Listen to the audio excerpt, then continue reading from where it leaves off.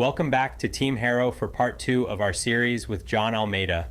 In the first episode, we explored Jon's journey from chasing his dream of becoming a pro soccer player to facing burnout and returning home defeated. Today, we dive into the next chapter of Jon's story, how he bounced back from depression and discovered a new passion for coaching. Not only did he rebuild his childhood club team, but he also found a deeper purpose in creating a family-like bond within the team. Jon's journey is a powerful testament to the idea that sometimes our greatest setbacks lead to our most meaningful victories. If you're inspired by Jon's story, make sure to hit like and subscribe so you don't miss out on future episodes. Stay tuned because this is a story you won't want to miss. I was at a really, really hard point. Was not knowing what to do, frustrated. And then skipping forward to all that, I get the opportunity to coach. And I wanted nothing to do with soccer. I didn't even want. At this point now, I was like, I don't even want to see the ball. I don't want to play. I don't want to hear it. You know, I want to move on. I want to forget it. Yeah, it's like a trigger object for your depression, I guess. Yeah. Right. Yeah. I want to avoid as much as I can because now it's just like I don't want it. I don't want to do it, and I want to move on with my life. I want to try something else. And here comes an opportunity to coach for a month at FC Boca, and I was like, I was avoiding it for a long time. Well, you should give some description about where the club is at this point too, because leading up to you leaving, the club was a known club in Boca, one of the many clubs down here in South Florida that was doing really well. We had around 150 to 200 kids. We were top team. Every single category was doing really well for themselves. And COVID hit. So when I was away, COVID hit, and it kind of took a big loss in the club. So from the U19 guys that were leaving, they all left. That was our best team. To the U18s, taking over. Actually, U18 and U19 were kind of merged together. So they both left together. The U17 kind of moved up, and then a lot of kids ended up just leaving. It was either leaving to a different state or leaving to go to a different team. Choco ended up leaving as well. He ended up going to somewhere else, to North Carolina. He went to North Carolina. He coached. He got a really big coaching job over there. So with all that happening, we took a big loss. So now the club isn't nearly where it was back then. We have maybe a U15 with 5 kids. We have a U13 with that was Peyton's team. They had around 15 kids. Yeah, it was the U12 or U13 when we first got introduced to the club, which was funny. We moved down here and Peyton loved soccer. So my first thought is, all right, I got to find him a travel soccer team. And one of the moms at Peyton's school at St. Jude is Juan Pedro's mom, Claudia. She reached out and said, hey, my son is in Peyton's class, welcome to school. He plays on a soccer team here. Would love, Peyton should come and check it out. So that's how we got involved with it. And the first day I show up at the club for Peyton's team, there's only like 7 kids. Mm-hmm. And I'm like, all right, maybe some more kids are going to show up. Like, what are we doing here? And it eventually grew and grew. And the other funny thing about when I first showed up and I walk up on your mom and a bunch of the other parents, and it clicked on me like, oh, it's a Brazilian. It's all Brazil. Everyone's speaking Portuguese. It's a Brazilian clique. And I was like, it's a bunch of Brazilians, and then Peyton Harrow, which was a great experience. Once like talking, when you went down to Argentina and learning how one country plays in their style, and it helps the development. But yeah, I remember the team that you eventually took over. I remember watching those older kids during the training sessions, and some days it would be 4 kids, 2 of which were girls that I think were just coming to hang out to do something after school, and they would literally just stand in a square and kick the ball around. Yeah, and some of the parents were telling me like, this used to be a big club. The fields used to be just full of 200 kids on the field. It was something to see before COVID, and COVID really gutted the club. Yeah. It was when I came back, I was in shock. Keep in mind, I was avoiding coming to practice because I just didn't want to go. I just didn't want to be around that. You know, in a way, I would say there was several opportunities that we had to meet each other. I just never wanted to go to the field. You know, it was heartbreaking having to walk onto the YMCA where I grew up playing, you know, and then having to see everything having to relive everything I've done. Mm-hmm.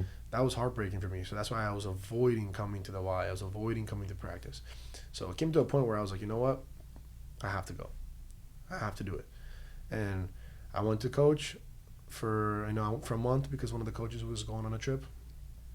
And I coached 5 kids, right? And it was hard. Because now it's like I have to shift from a player to a coach. And not only are you shifting, not only has your dreams been crushed, right? And you're in the state of depression. It doesn't help that now you're back where you were a powerhouse club, and now you're basically teaching kids how to play rec league soccer again. Yeah. It's got to be tough mentally. It's a tough pill to swallow. Oh, and on top of that, you have to deal with kids that don't listen to you. There's different types of behaviors with these kids that you have to learn how to. You can't say something to a kid. You have to, there's ways to speak nowadays, and I was learning. I was thrown into a place where I was like, okay, now I have to adapt here and be a coach. So I took on 5 kids. These 2 were girls, and these 2 girls were actually, they go to the side and they start playing volleyball. And I was like, okay, this is it's interesting. So I'll take this challenge, month. That's all I have to do. So, and then towards the end of the month, I get a group of Brazilian guys. So I go from 5 to 10 kids, right? And towards the end of it, these kids would be like, "Oh, coach, they had me for only 2-3 days." And they're like, "Are you coming back tomorrow?" I'm like, "There'll be another coach here tomorrow." Like, "Oh, but are you coming? Are you gonna be here?" And I look at them, I'm like, "Yeah, I'll be here." In the back of my mind, I'm like, "No, absolutely not. I'm not gonna be here." So I will go home, and then a week or 2 goes by, and then the coach had a family emergency where he had to step out, and I had to come back in. So I'm like, "Oh yeah, I don't mind. I'm already used to it, so I'll go back in." So now I'm taking over, and these kids are there again, and they're like, "Oh, you're back. And in a way, it kind of makes you feel comfortable, kind of makes you feel loved, and I'm starting to take this group of guys, and then eventually through all that, now I'm fully invested into this, and I'm training these kids, and I go from 10 to 15 to start climbing it back up, and at this point on my U15, I'm at like 20-25 kids, and I'm like, wow, like 25 kids, and I'm alone here. I'm managing all these kids. I started with 5. And then the older group of guys, the U19, they're having issue with coaches. Their behavior issues. The coaches that can't stand, their attitude. So we're going from 4 different coaches. Finally, they come up to me and they're like, hey, JP, because these guys, I grew up with these guys. Mm-hmm. When I was U19 or U18, they were like U13, U14 at the club. So they'd be, hey JP, do you mind if you talk to the coach, maybe you can coach us for 2 days? And I'm like, I'll see what I can do. So I go and I speak to the coach, and now I'm taking over 2 categories. So I'm coaching U19, I'm coaching U15. So Tuesday, Thursday, U19, Monday, Wednesday, Friday, I'm coaching the younger guys, and I'm also going to school. So I'm like, okay. I need to have a conversation with these guys because I'm not gonna be doing all this if it's not gonna work. So from the current team that I have now, there was Lautaro, had just arrived. He had just come in from Argentina. There was Kawan, which is my captain. Mm-hmm. He was already there. My Kyle, my cousin. Pedro, which is the Brazilian guy that he's also been in the club for a while. Trying not to miss anyone because I don't want to, and a few other guys that were there that right now I can't think of. You'll hear about that later. Yeah, I'll hear about it later. I'll be hearing from them. But so those guys were on the team, and those, let's say 5 guys, right? So I told them, I said, listen, I'm gonna be very clear with you guys. I'm gonna coach you guys, but in one condition. It's if we can't understand that I'm in control here. Like, there's times we can be friends outside of here. We can laugh. We can be good friends. Here, there needs to be a level of respect. And they agreed. So I continued to coach them. Came to the first game of the season, and there was attitude issues. There was, players getting sent off. We could not play a 90-minute game without a problem. So I cut the whole entire team off, and I rebuilt the whole entire thing. So I took those 5 guys that were able to listen, took them out. And keep in mind, I love these guys. Even the guys that left the team, I love them. If they still need advice from me today, if they need to talk to me, if they want to be friends, I'm always there. I still talk to them majority of the time. They just decided to choose their own path, which is completely fine. I took those 5 guys. And I'm like, okay, we're gonna start from scratch. We're gonna build something, and it's gonna work. So if you trust in me, if you believe in me, we'll make it happen. If you don't, doors are open to leave. And they stayed. So I took those 5 guys. I took some of the guys from the U15 that were, somewhat could play older, could play up. So I moved them up. So I built an 11v11 team with, a mixture of guys. So keep in mind, majority of the Brazilian guys on the U15 have never played in their lives. But if you watch them play, they're gifted. Never, in terms of never played. They've only played organized. They've only just played pickup back in Brazil. Back in Brazil, yeah. And they've never really had a coach. I'm their first coach, so I took them and I'm like, okay, let's build a team around this and let's see how it works. So the first year was tough. We'd win some games, but we'd lose majority, and it'd be back and forth, winning, losing, until finally season ends. I'm like, okay. I'm not really sure if this is for me. It was a rough season. I don't know if I want to continue this. But again, I don't know what's wrong. I just never really announced it. I like the same way I didn't announce that I was going to quit playing. I just never really announced that maybe this is the end. And something clicked, right? Something clicked in me where I was like, I can't do what I did. I can't have that mindset of just quitting, of just giving up. I did it with soccer. I can't do it here, because now it's like, I did it. I had my family behind me. I had my family, they were supporting me, and I let them down in a way. That's how I felt, and I can't let these kids down. I can't just leave like that. So, the rumor around was already there. They were already like, is JP gonna continue? Because he never really said anything in the group chats, and deep down I was like, this is gonna be it for me. But the other half of me wanted to be like, you know what? I'm gonna take this challenge on again and see what I can do. And I reached out. I said, okay. I reached out to a lot of players that I knew in the area that were that age to be able to play one more year. I reached out to friends of mine that I played in Argentina that were here. I reached out to a whole bunch of. I recruited a new team, right? So I built this really, really good team on paper. Together, they've never played. Now I'm mixing up, and we even talked about it before.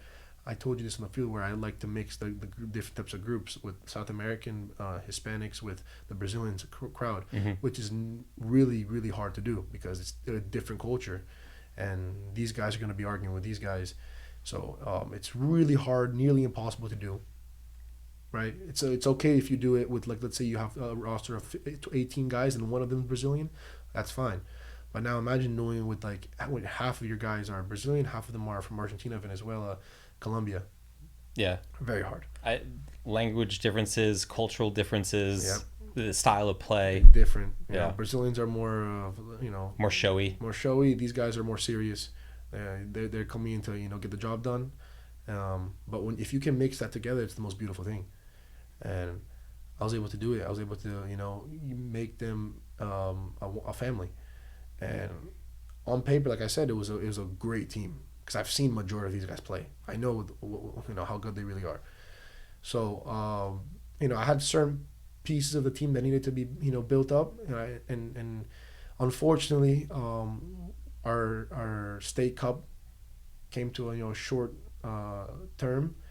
Was mainly because we were in process to get our affiliation. So for those that don't know, in Florida, in youth soccer here, every team has a name. Right, but you have to go through the process to be accepted to get your own name and your own affiliation.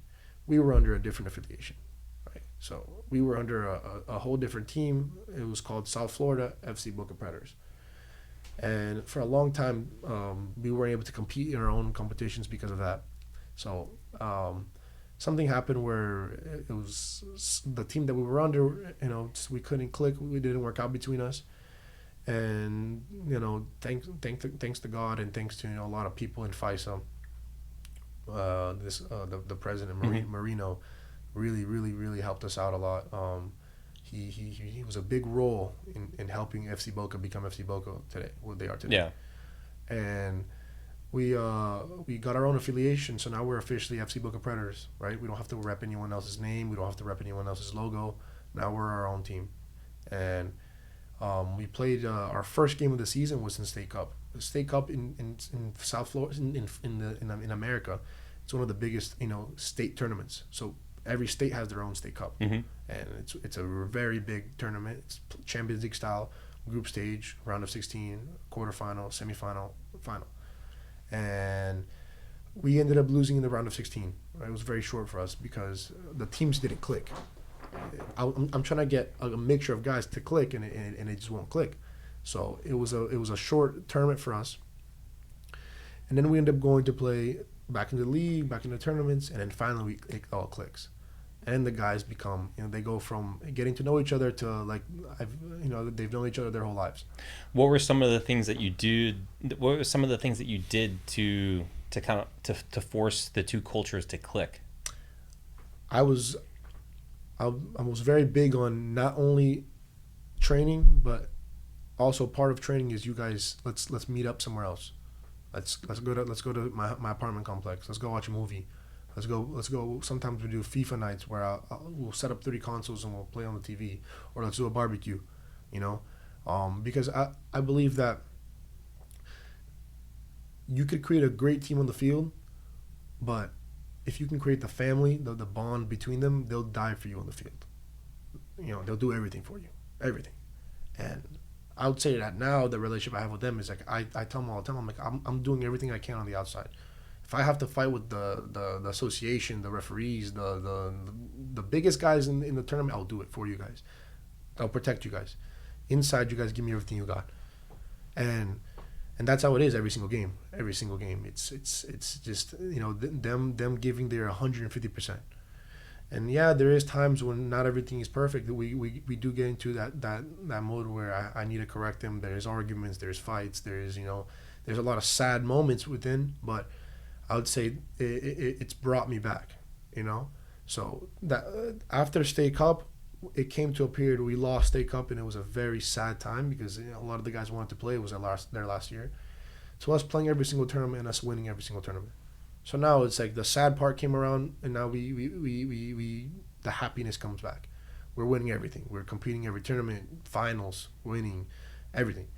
So we get invited to President's Cup, which President's Cup is like, for the teams that get knocked out within the round of 16 of State Cup, they all shift to President's Cup, right?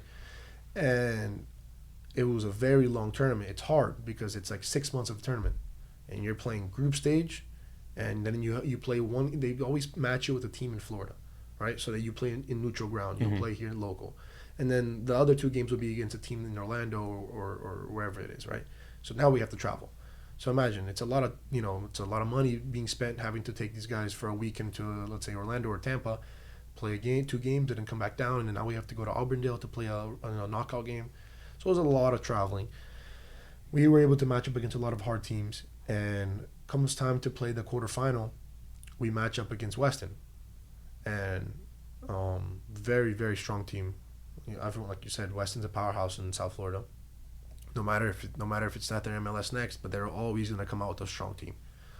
And luckily, we were able to win the game. We ended up winning 1-0, very last-minute game. And we move on to the semifinal. So now we've come back to Boca, and in the following weekend, we have to go back up to Auburndale. So just to show you how much traveling is involved, people say, "Oh no." And for people that don't realize, it's about 3.5 hours to Auburndale from Boca. Yeah. And luckily, it's like we have a player, right? His name is Kawan. Him and his parents allow us to stay in his house. They have a house in Auburndale, so it's cheaper for our team to stay there than it is for us to get into a hotel. Yeah. So they were very, very, nice to us. They were able to. That's another part to this equation too, right? Where the club has some wealthy sponsorship. You guys are all packed inside an 11-passenger van, driving 3.5 hours, and you have a bunch of inflatable mattresses on someone's living room floor. You can't even afford to stay at a hotel. Yep. We're making it work. Yeah, we're making it work because at the end of the day, it's like we're so close with each other that now it's like we're getting, we're able to do this. We're able to stay in, they trust the team enough to be able to stay at the house. Mm-hmm. So now we have 6-7 guys in one room, the rest in the other room. And then we have the coaches sleeping in the couches, or in the other. There's 3 rooms. It's a 3-bedroom house. People sleep in the couch. People sleeping on a mattress. We even had someone sleep in the laundry room. So we made it work. Yeah.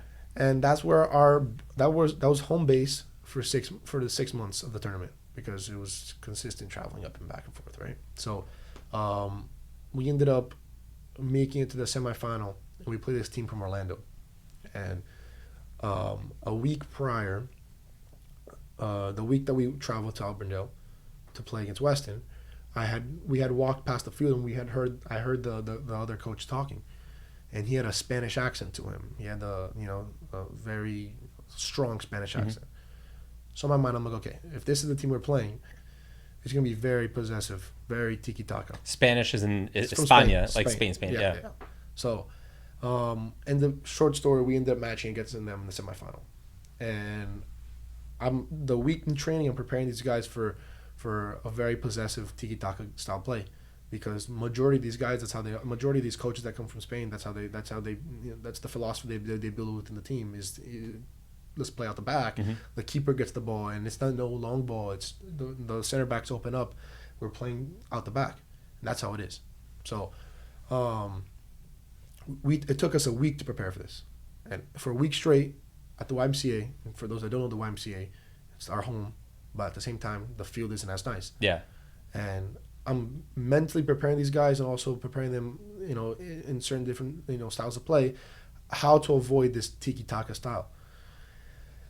We get to the game, and within 2-3 minutes, my best player, not my best player, sorry. Again, I'm gonna get this later on. I'm gonna hear it later on. But my top goal scorer, he within 2 minutes gets sent off. He gets a red card? Straight red. 2 minutes into the game, he gets a red. 2 minutes straight red. Straight red. And if you watch the video, it's the ball's coming up here, and he goes to hit it, right? And he hits the ball, but the kid puts his face as he's about. There's a kid marking him behind. Mm-hmm. So as he's about to hit the ball, some kid puts his face as he hits it, and they counted it as a dangerous play, right? Mm-hmm. Which shouldn't have been a red card, because one thing is a red card if he's flying up and kicking him in the face. The other thing is that he doesn't see the kid behind him. Yeah, there's no real intent, premeditative intent to injure. Exactly. So right there, straight red. Right, so that was the first step, right? I didn't feel like that was a red card, and everyone else, even the high up guys, also agreed where it wasn't a red card. We had a video proof zoomed in to the play, and now we're playing with 10 men, and there's a whole entire game to play. Another 88 minutes to go. My God, and on top of that, there's overtime, which there 30 minutes, right? 15, and I'm like, okay, this is it. This is it. This was the last, our last dance. This was the last. This is our last dance. So I closed the team off instead of playing more out wide, because we're also a very possessive team. I closed them in, and we're able to score 2 goals on counterattacks, because these guys are attacking us. It's probably 99% possession, 1% us, and that's how it was. And they were shooting. We probably had 2 shots on target. They had 20, and we ended up scoring 2 goals, and it takes us to the finals. So now we play against a team that we're familiar with from Miami as well. And these guys we've probably played them 7 times. Or at this point, we played them 5 times. And it's a rival. And we go up, we're winning 1-0, then they tie it 1-1, and then they go and they turn it 2-1. And then last 2 minutes of the game, we go and we tie it 2-2. We go to overtime, and then they take us to penalty shootouts. And penalty shootouts, we ended up losing. And then that was as a coach, for me, that was the saddest. Even at State Cup, I think this was the saddest moment for me as a coach and as a player. Just, feeling like I let these guys down. I let them down. I pushed them so hard. I worked them so hard that I looking at these kids, them cry, them down on the floor. It really messes with you. It really, it makes you, like, wow, like this is on me. I'm taking this responsibility. It's sad, and That's also a sign of a good leader. yeah, Is that you're taking responsibility for not only all the victories but the losses, and internalizing that and thinking, all right, this sucks. What can I do better? What can we do better? yeah. So that was huge for me. A big learning lesson for me was that, and for me it was just like having to pick them all up, having to okay, let's rebound from this and let's keep working. We still have Disney, we still have our league final, we still have all these things to play for. Let's just make it happen. So for me, like I said, it was when I stopped playing, it was hard. It was the most difficult decision I've ever made in my life, and thoughts that were going through my head were like, I failed myself, I failed my family, but I don't regret now sitting here. I don't regret the decision I made, because even though it didn't work out, something came out of it, And now I'm responsible for 40 kids, right, within my U17 and my U19. That whole rebuild of the club, going from 5 kids to now I have 2 teams that can compete in a high level, and one of them just, the record speaks for itself, and I would say I don't regret it at all. I don't regret quitting playing, because now I'm in a situation where I'm taking control of all these kids. Like, it's kind of like their future's in my hands. If I let them down, it's on me. Yeah. So everything I do is for them. Like genuinely, I say it to them all the time. I say, I've played. I have nothing to do with soccer. This is what I'm doing now. It's for you guys. It's for you guys. And you've been teaching your players all about the process, right? Yeah. It's about the process. Yeah. And as a young player, you were able to learn about what that process is, right? Getting the reps in, early mornings. You taught that to these kids. And with that process, you have highs and lows, right? And in the President's Cup, for this example, you guys end up losing in penalties, and it's a hard low. Very hard. But there's a rebuild to that as well. Yeah. So the rebuild to that was the final was on a Sunday. I remember this day. Mm-hmm. Right. We go back home. The most silent. 3-hour bus ride or van. Van ride back Yeah. home. Most silent. Right. Some guy's trying to crack a joke in the back, but no one's really budging, because it's like we just lost a really big tournament. We get home, and the reason why I say this all is just because a majority of people think, oh, it's just youth soccer, right? Like move on, go to school the next day, and then you have another. But no, these guys take it. Like, when I tell you, like, it's a religion to these guys. These guys, this is what they want. They're willing to sacrifice anything. It's the passion that you saw down in Argentina when you were young, that you're instilling into these kids. Exactly. So now it's just like, these guys will give me everything they got. And they'll give everything they got to play that game to win it. It's everything. No matter if it's a game where we're winning 9-0, no matter if it's a friendly game, like, they're giving their all. You understand? Like, everything they can do to win the game, they're doing it. So that's what we're about now. That's what the club's about now.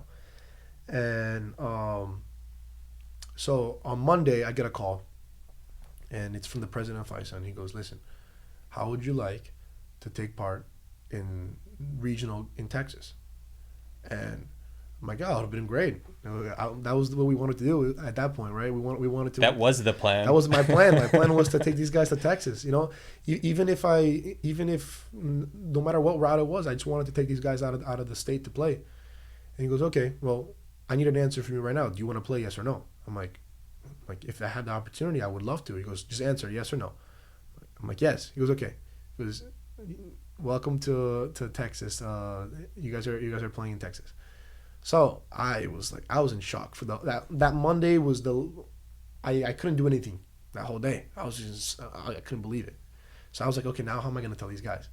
So I called them over. I said, listen, on Tuesday, tomorrow, you guys are going to come over and we're going to have a barbecue, and we're just to chill out a bit, hang out, just, talk about some stuff. And they're like, okay. And then some guys were texting me, oh, JP, I can't make it. I'm like, no. You have to come. I saw on Monday, I was at the club's practice, and I was talking to your mom, and 3 of your players came up. I forget which one. One of them was a Gremio fan. Come on. Yeah. And they were crushed. And they're like, hey, how you doing? And they were destroyed about the weekend. Yeah. And they actually went to the field to find out if we even had a chance to play in Texas. So I called them. I'm like, you guys have to come to my house right now. And they're like, okay, well, sure. And then some of them were like, JP, I can't make it because they had school on Wednesday. But, some of them just were like trying to make an excuse. I know my guys at this point. I know who can and can't. So I'm like, no. You have to come today. So I get the whole entire team to come together on a Tuesday. Keep in mind, there's school the next day, right? Some of these guys have homework to do, but they came. So I got a barbecue going for them. I let them eat. I let them, enjoy the pool for a bit. They think it's like an end of the season type of get together. In a way, they did. They knew something was coming up because they're like, why would JP have us on a Tuesday? Yeah. So I was like, okay, no worries. Tuesday we have a barbecue. So I was just taking away the news. I was just enjoying the day with them. Let them go to the pool, barbecue. It's like, oh, if you guys want to go play FIFA, you guys can. So. Then I called them all over. I'm like, okay, I have a gift for you guys. I want to give you guys this gift because, it was a very hot, we fought a lot. It was a hard season. We still have 2 more tournaments to play at, but I just want to give you guys this, I want to give you guys a gift. So I handwrote a little note for them. I gave it to my captain to read it. And then he read the whole entire note. It came from the heart. It was everything that I observed, everything that I felt, everything that it's the passion that we lived throughout the season. It was just me thanking them for the opportunity that they gave me to come back and do what I love. And at the end, I attach, okay, and I also have something else. I have the gift attached here, and I would like for you to read it out loud. So I opened up a little certificate, and on the certificate, it was a big in lettering. He said, welcome to the regional tournament in Texas, 2024. And I tell him, I said, before you read it out loud, just look at it. And he opens it up. He looks at it. He just stands there looking at it. He's like, he looks at me and he goes, welcome to Texas. And the whole entire team, they flipped. And if you watch the video, you see them. They're all like, they're already starting to get up. They're all starting to like tears are coming down because they're just like, they kind of knew it was coming. And I got so many complaints from the building, from them jumping in the pool, but it was so worth it. It was so worth it. And we ended up going to Texas. So now is I'm a very big believer in God. So I think that from everything that occurred, everything from the final, from what we played, it was Him, because 0 chance of qualifying for Texas, making it to Texas. We go to Texas and we end up beating the team that we lost to Miami in the first round 4-0. And then we end up beating every single team. We only conceded 2 goals the whole entire tournament. And then we end up playing a final, right? And then we end up playing the same team from the Florida final, from the first group stage game. Somehow they ended up making it to the final, right? I don't know how, but they made it. And they've been kind of like your rivalry the entire season. Yeah, so too. at this point we're like 8 games 8 to 9 games with them. And we end up playing them in the final, and we beat them 3-1. So now we put that chapter behind us. We're okay, we got our revenge back, right? And now we get a ticket punch to go to Kansas. To the national championship. National championship, yeah, which is the top 4 teams in the country. So top 4 teams in the country from State Cup, and then top 4 in President's Cup. So it's a total of 8 teams, right? They compete in their own national tournament. Right, so then when the winner comes out, we have a chance of playing each other in like a big final. Mm-hmm. So, in our group, we had a team from Ohio, we had a team from Maryland, we had a team from Montana, and we had us. Right. So if you're looking at all those states, you're like, okay, there's no way. Oh, Ohio, okay, they might have a good team, but Maryland and Montana, like, we're taking this. Yeah. And rank wise, we were top 5. Like and we have a lot more points. We're ranked nationally higher than these guys. So if you're looking at all that, you're like, okay, we're the strongest team. So we get to our first game in Kansas with the heat, crazy heat. When I tell you the hottest they've experienced, we play against Ohio, and in the dome, the indoor facility, they had a super nice facility. They had an indoor field and they had an outdoor field, and the only teams playing there were two teams that play on the outdoor of the U19, and then two U19 teams that play indoor. So every day they'd just switch off, and we played against a team from Ohio. We beat them 2-1. Scratch that. We lost 2-1, and that was hard because now it's a big wake up call for the guys. They're like, wow, we just came from a crazy streak to losing our first game here, and we're basically out. They're getting too comfortable. Exactly, and I told them, I said, listen, put this aside, right? Flip the chapter, and let's move on. Forget this game even happened. In order for us to win this, we need to forget this game even occurred, right? Pretend this was a friendly game. Didn't matter. We need to win every single game, every game in the final. And we played against Maryland, and I told you this before, but it was a hectic game. It was like one team would score, the other would score. One team with the other, and we win 5-3, and now we play against a team from Montana, which they tied a game and they won a game. All they have to do to go through is either tie or win. For us to go through, we need to win, and we played in the indoor facility, and whole entire game 0-0, 0-0, the whole entire game, and probably like 10 minutes left in the game, they send off two of my guys, straight red card, two of my guys. So now you're down two players. Yeah, and one was okay, I understand it. The second one was impossible, and I tried getting a word out to the people. The referees wouldn't listen, right? And now I'm down two guys. So you're tied, 10 minutes left in the game, down two guys, and you have to win to be able to move on. Exactly. And this team is one of the best teams we played all season, by far. They're Portland Timbers Academy, because they have an affiliation. Like an association, affiliation. Yeah, so Portland Timbers season, their MLS Next team season ended early. So in State Cup and President's Cup, you're allowed to have 7 players on your original roster, but you can add MLS Next guys if you want to, right? So they had a whole entire they built an all-star team, full of Portland Timber guys, and they were keeping the ball from us. Like I was like, my guys were like in shock. Like this has just never happened all season, and they ended up they gave a penalty to them, like probably like 10 minutes left in the game. They gave them a penalty, and when I tell you it was the most undeserved pen, it was like my center back got all the ball, and they gave the penalty to them. And then that's was it in the box? So it's a penalty kick? Yeah, within the 18, yeah. Inside the box, penalty kick. So they go and they take it, kid sends it over, misses it, and now we're like, okay, we need to score. 10 minutes left, we have to score. Within 2 plays after that penalty kick, we get a free kick, and boom, we score 1-0. So now it's just like 9 men, all out possession, right? Or all out defensive. Everyone just moves in the back and we're defending. Parking the bus yeah. for the whole entire game, right? And last play of the game, they get a free kick. And then they sent the ball into the box. They got a corner kick, and they sent it back in again, another corner kick, and then they sent it back again. We cleared it outside, and then one of my players committed a foul. Now they have a free kick. So imagine the stress levels of like back-to-back corners to now free kick.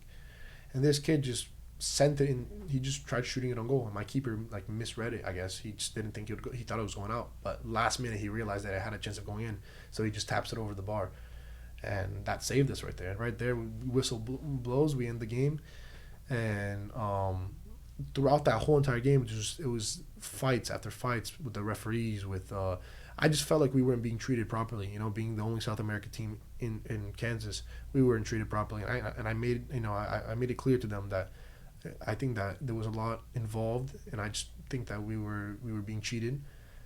As we were walking out of the field, one of the parents from the Montana side looks at my player and says a racial comment to him, and that was just like, wow, like what's going on here? Yeah. That just goes to prove my point. And thank God we had there was one of the FISA representative who was just standing there, and she heard it. So we filed a whole big thing against them, and it ended up we were like, okay, it's in the air now. Yeah. So we go home, and we're like waiting to see what happens between Ohio and between Maryland, because Ohio needs to win. All they need to do is tie or win. They were in the same boat as Montana. All they need to do is tie and win. So we get home and we find out that Ohio loses 2-0. and now we're playing Montana again, a team that we had a big fight with. Yeah. And now I don't have two of my guys. I don't have Camilo and Lautaro, which those are they're two key players on my team. Two starters. Yeah, and I get to it was a whole process where, which is super cool because I brought them into my hotel room, and you'll never see this ever, but we're so close. I have probably in a hotel room I have 18 guys just crammed inside, and we're all close to each other and we're having a conversation, a team meeting, and I'm telling them, I'm like, listen, the truth is that this brought me back to soccer. This family brought me back to soccer. Like, I don't have any regrets anymore. I don't feel bad that I quit because I tell them this all the time. I was like, if the question I get a lot is, I don't know what I'm gonna do after this. I don't know if this is gonna be. I'm from wasting my time, right? Enjoy the process, right? Enjoy because it's the best. It's the coolest. You learn so much. You build character from it, right? And what I learned playing, like I would have never been in the situation I'm in right now if it wasn't for soccer. I would never ever be in this situation. So, at the end of the day, life rewarded me with this. So, yeah, I quit. It came to a point where I burnt out. But if it wasn't for the experiences I lived, if it wasn't for what I went through in the game, I would have never gone to where I am now. And I always carry around a Bible every tournament, every time I play, I travel. I always keep a Bible, and around the Bible, so when you close it, around it here, I have a Sharpie and I write on it. I write words on it, right? So I put strength on one end, put thankful on the other. I put victory, and I put patience, because those are things that those are words that I believe that I'm thankful for a lot of things, but majority of the other words in the outside are things that I deal with in my day to day. A lot of people lack patience, a lot of people lack strength, a lot of people lack a lot of things. So those are the words that for me throughout my career I was struggling with. So I put that around my Bible just to remind myself every single day what I gotta do to stay stay healthy, stay fit. And I showed it to them. I said, okay, this is what we got to do in order to win the final. Patience. We have to be patient, because I know there's going to be times when we're going to be down. But if we're down 1-0, if we're down 2-0, it doesn't mean anything. It doesn't mean anything. We've come back from 2-3-0 down and we won the game, right? And strength, because if we're not strong, if we're not hungry for this game tomorrow, it's going to be a whole different outcome. And the rest, it comes. The thankful part, the victory comes, right? So I showed him that. And I have to call this out, because I have guys on the team that were really, really nervous. Like, for example, my youngest guy, Luquinha, he was, and he never came up to me and told me this, but I have ears everywhere, and I hear from everyone, right? He wasn't having the best time, and my keeper was super anxious and nervous. He'd go into the closet and pray every night, right? These guys were getting ready for a battle. Yeah. Comes the game day, I get the notification that the red cards weren't able to redo them. They were gonna have to serve it. So each one got a 3-game suspension. And the only thing that they were able to bring me was a letter from the other team saying that they apologize and that they're gonna compensate us $500 for our the problems we had. And at this point, they're not even giving my team time to warm up, right? But the other side, the team's warming up. So I look at my guys. If I have 10 minutes to warm up, we're not gonna warm up. We don't have time to warm up. So I called the whole entire team together. I'm like, you know what we're gonna do? Come with me. So we go to the other side of where the stands are. We're playing in this stadium, right? Big. There's a lot of places to sit. Everyone's coming to watch us. So on one section, it's the FC. It's probably like 5 or 7 FC Boca fans, maybe max 8 FC Boca fans or parents. On the other end, there's probably like 30 to 40 Montana parents watching the game. So I go over to the stands, and we make a big circle, and like the circle closes off in the parents, where we're like all grabbing hands with each other, right? And we're just that whole entire time we're just praying. We're praying, and you in the video you look at the Montana parents. They're like looking over, like, what are these guys doing? You know, like, oh, we're warming up. They're not even ready for the game, and that's when we won. That moment is when we won. Is when the power of God just kicks in, and if you watch the game, it's on YouTube. If you sit there and watch it, it wasn't us. It was not us. It was him. He guided the guy. He guided them the whole entire way to victory, because the moment the game starts, we go down 2-0 within 20 minutes. Right? That's when I told them before, the patience part. We need to have patience. We need to have that, you know, because if we lose our head here, we're done. Mm-hmm. And imagine going 2-0 down in a national final, 20 minutes into the game. It messes you up. And right before the half, boom, we scored 2-1. And who scored the goal? The youngest guy, Luquinha. The guy that had the problem, that was having the massive anxiety the night before. And it was a pass from my youngest guy too, Enzo, which they're both the same age. They're playing in 2005. They're playing with 18, 19-year-old guys, and they're 15. So both of them pass from Enzo to Luquinha to 2-1. And that's what killed the other team and brought us so high up. So at halftime, everyone's motivated. Everyone's getting. It went from a silent to like just a big energy kick in, and everyone's just. Everyone feels that momentum turn, right? Everyone is just on top of each other, motivating each other. And at this point, it's like they don't even need me. They don't need me. I did my job. You know, my job was creating a family. That's it. Now it's like you look at them and they're on their own. They're getting up on their own. My youngest guys, the most quiet guys, are getting up and motivating the older guys. So it's like you create that, and that's the biggest reward in life for me. That's my biggest reward is sitting back and watching them. You know, mm-hmm. That just completes the mission. Obviously, there's so much more that I need to do with them, but that just goes to show that, you know, a family is more important than a team. And if you can build a family, then your team's set for life. Sure. Like, to this day, I can call guys that I played with when I was 12, 13, 14, 15 in Predators and be boys, best friends with them, right? That's the mission I had for them. So we're down 2-1 at halftime, and we get to the game, and we're attacking, and probably like 10, 15 minutes after the game, they get a 1v1 with the keeper, and by luck, by chance, we save it. And then happens again. Boom! They hit the crossbar. They hit the post. So I'm like, okay, now we're in an issue here. We need to score. And time's ticking, and then we're about to end the game, and a miracle comes in where Luquinha gets the ball again. And I've been coaching this guy since he was 13.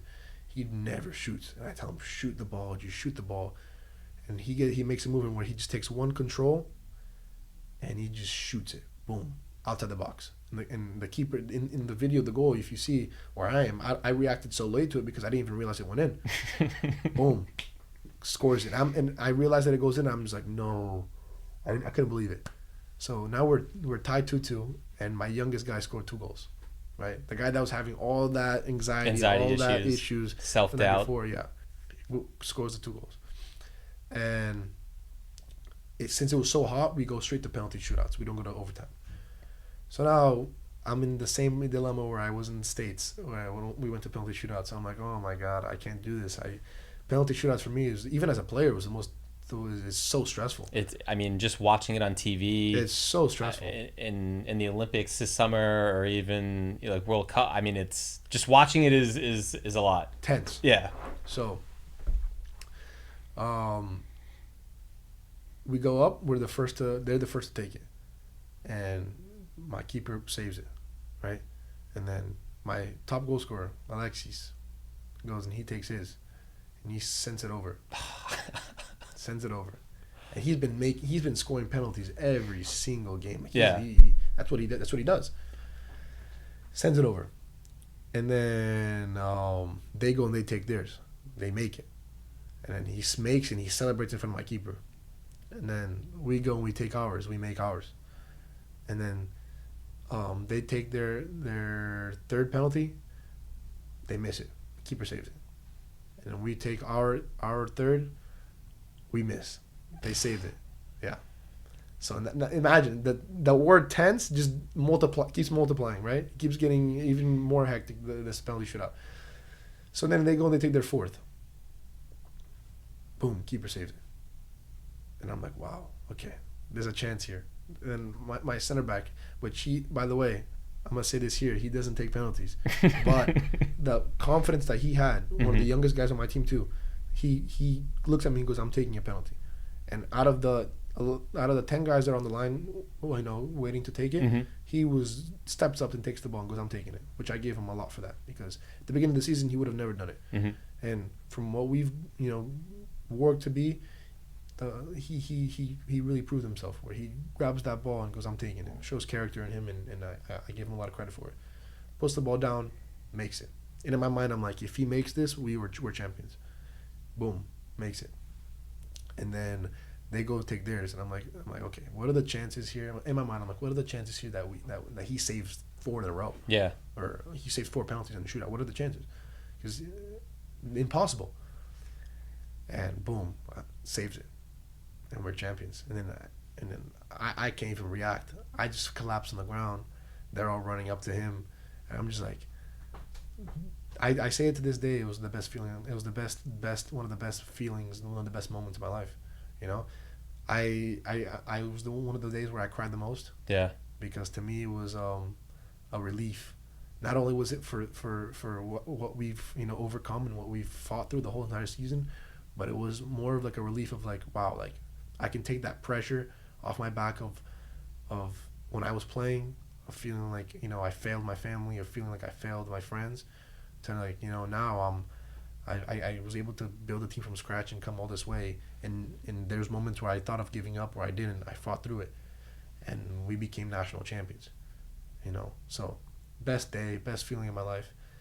By far one of the coolest moments I was able to live as a coach, as a person, as a friend, as a brother, because I tell them all the time, like, in the field I'm your coach, but I'm your older brother. I'm a family, that's how we work. Like, you call me any single other day of the week, ask me for advice.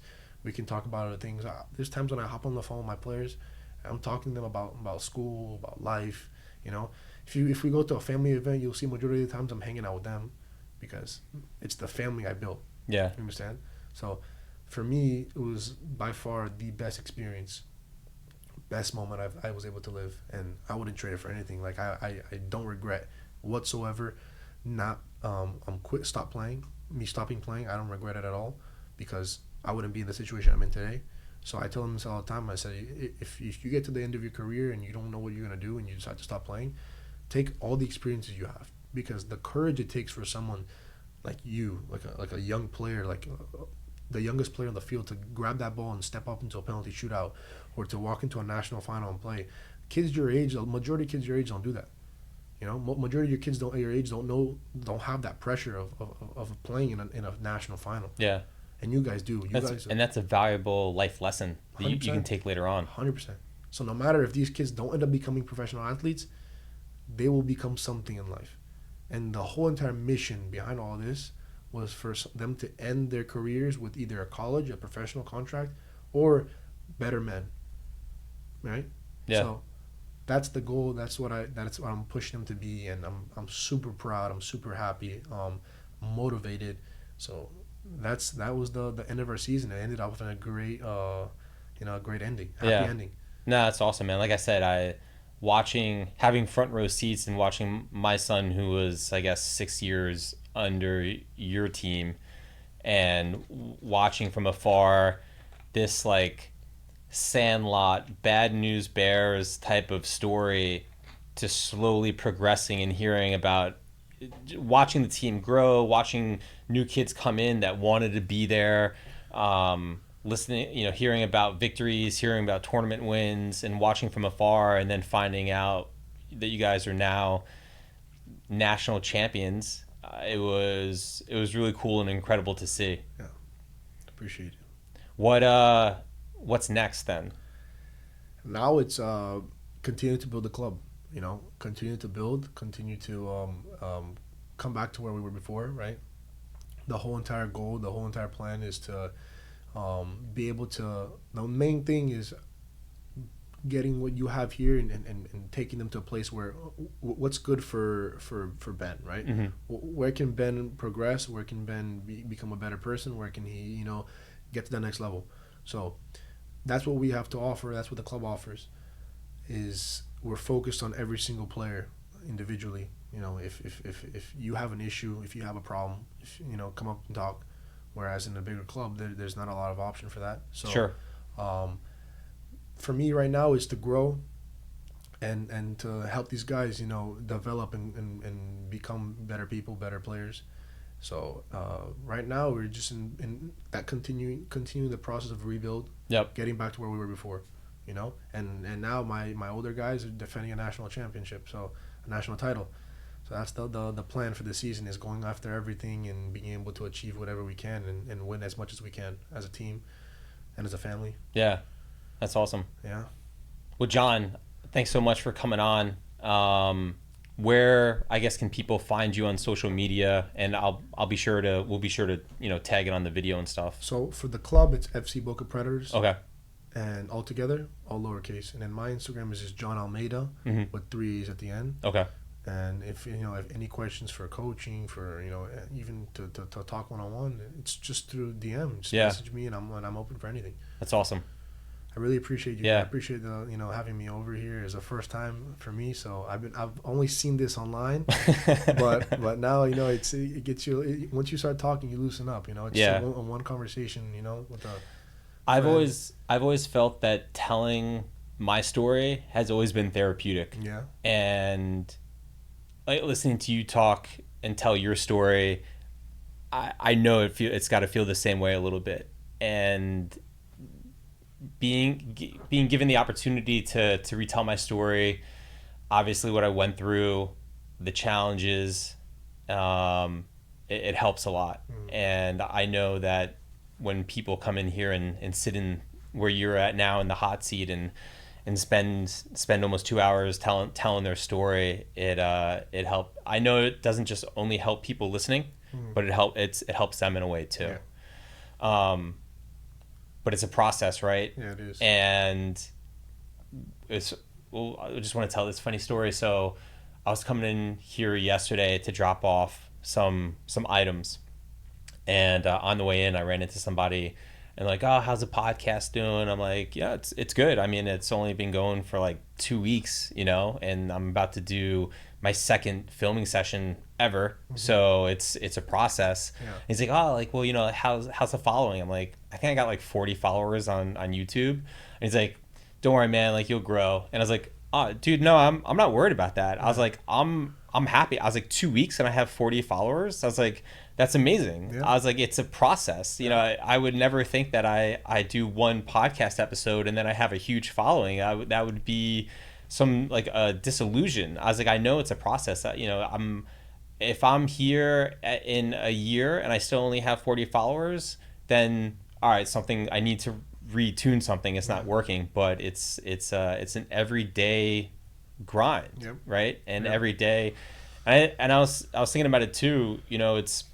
I think it's more important to me, and maybe I assume that you would feel the same way. Like, I would rather have 40 followers that actually listen and something that you say or I say, they're like, yeah, that is right. I do need to think of the problem that way, or I do need to reevaluate how I'm assessing this problem, or I do need to change my mindset on this to find success. Than having 100 million followers and they just scroll and they just don't give a shit of like what we're talking about. Yeah. And one of the biggest aha moments for me the past 2 weeks with this, and like anyone, there's self-doubt of like, this is stupid, nobody really cares, right? It's dumb. I got a LinkedIn message from someone and he said, hey, you don't remember me. I was on the Army lacrosse team back in 2014 when you came and talked to the team. And I just want to let you know that your story stuck with me. And after graduation, I went into special forces because of some stuff that you said. And I'm getting out now, but I just want to let you know, like, kudos to the podcast. It's amazing what you're doing. And you never know like who's listening and the message that you're putting out there. Yeah. And kind of like what you're doing with the boys now and the team, like you you just want to help these guys you want to help these boys become better men. Yep. At the end of the day, and it's this family. And like you said, if I can create the team dynamic off the field, I know we're going to find success on the field. Yeah. Right. And there's so many valuable lessons that need to be taught off the field: resilience, leadership skills, empathy, how to deal with failure. Yeah. That it's not just about the X's of O's of like, all right, show me a pass. Mm-hmm. Can you run? Right. Yeah. So 100%. But yeah, man, this was great. Awesome. Yeah. Thanks so much for coming on. Thank you for having me. This has been awesome. Awesome. Yeah. Thanks for tuning in to this episode of Team Harrow. We hope Jon's story inspired you as much as it did us. If you enjoyed today's episode, please hit like and subscribe to stay updated on all our latest content. We've got more incredible stories coming your way, so don't miss out. Until next time, keep pushing your limits and unlocking your true potential.